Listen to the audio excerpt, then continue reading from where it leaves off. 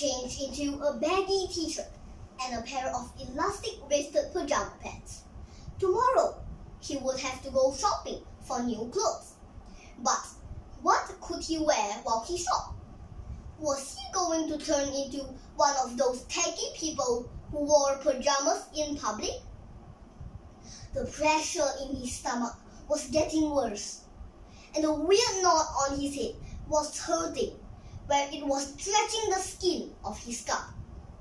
Maybe he had some medicine that might help him.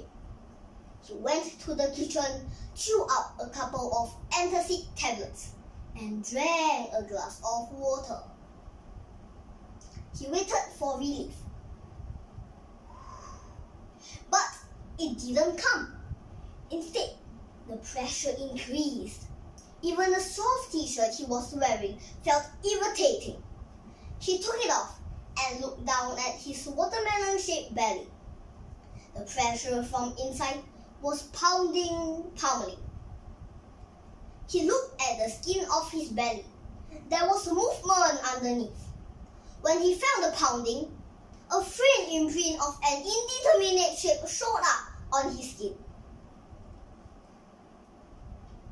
Matt stifled a scream as he realized the truth. Something was inside him, and it was trying to get out. The painful pounding became more insistent, a drumbeat of agony. If it was out of him, whatever it was, the pain would stop. Get it out! Get it out! He thought as he squeezed his eyes shut and clenched his jaw.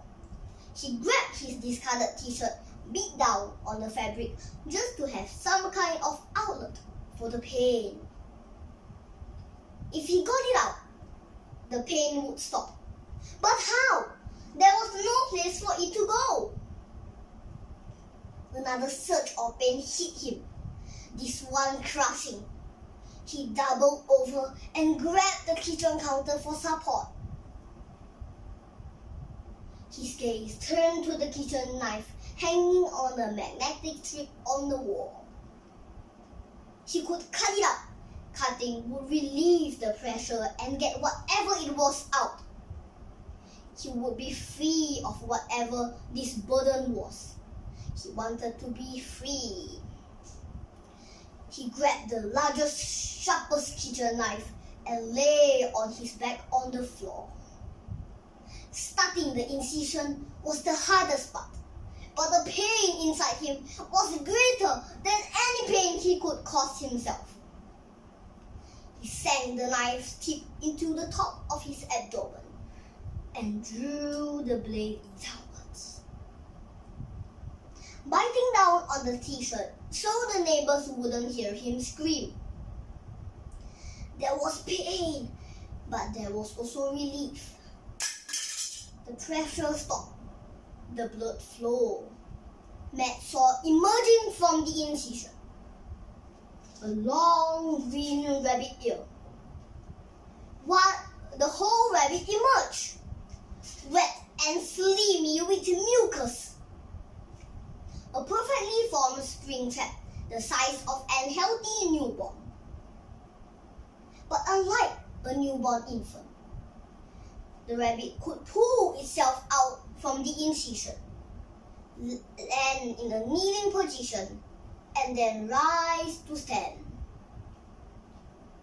The blood loss was making Matt fade in and out of consciousness. But even in his adult state, he could see that the creature he had spawned was Springtrap, but somehow not Springtrap.